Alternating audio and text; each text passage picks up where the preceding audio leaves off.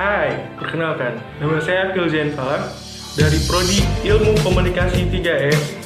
Dalam video kali ini, saya akan mempresentasikan apa itu paradigma positivisme dalam kajian komunikasi organisasi.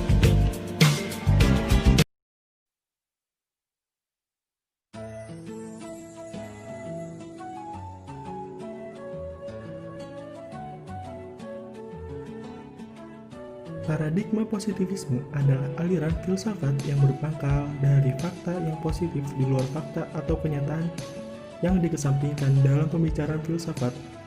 Dan ilmu pengetahuan positivisme memuat nilai-nilai dasar yang diambil dari tradisi ilmu alam yang menempatkan fenomena yang dikaji objek dan dapat dikontrol, digeneralisasi sehingga gejala ke depan bisa diprediksi, yang mana positivisme menganggap ilmu-ilmu alam adalah satu-satunya ilmu pengetahuan yang secara universal adalah valid.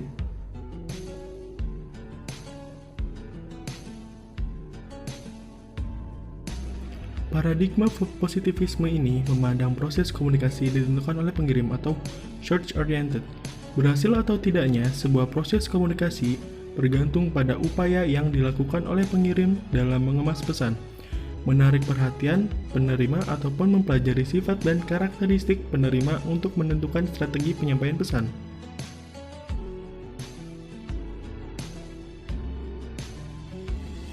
Menurut Deddy Mulyana, komunikasi organisasi terjadi dalam suatu jaringan yang lebih besar dari komunikasi kelompok.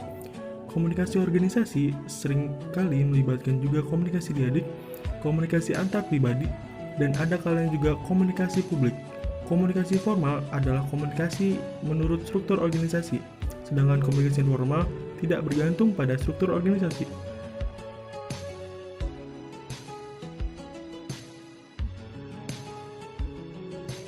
Komunikasi organisasi dilakukan untuk memelihara kelangsungan antar bagian dalam organisasi, terutama yang menyangkut hubungan antar manusia, misalnya hubungan antara bawahan dan atasan, hubungan antara staf yang satu dengan staf yang lain atau komunikasi internal, dan komunikasi antara organisasi dengan halayak atau komunikasi eksternal.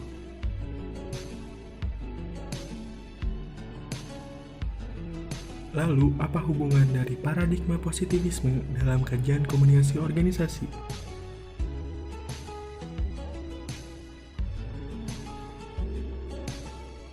Ciri umum pada paradigma positivisme ialah pola-pola hubungan, misalnya antara objek yang diteliti dan peneliti, klaim terhadap temuan, pandangan terhadap realitas, objek kajian sebagai sesuatu yang objektif dan observable, dan seterusnya. Dalam konteks komunikasi organisasi, memandang organisasi sebagai objek yang dapat dikaji dengan konsep-konsep dan metode-metode yang memandang perilaku. Komunikasi organisasi adalah sebuah aktivitas yang objektif dan dapat diamati, diukur, diberi label, dikelompokkan, dan dihubungkan dengan proses-proses lain di dalamnya.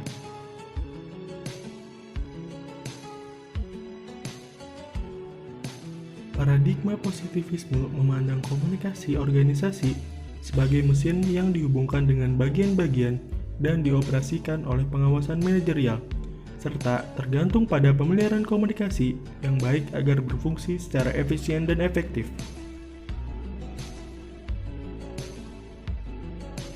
Contoh kasusnya adalah seorang manajer melakukan pengawasan terhadap organisasi melalui prinsip-prinsip dan teknik-teknik dalam rangka mendapatkan ketundukan dan kerjasama karyawan.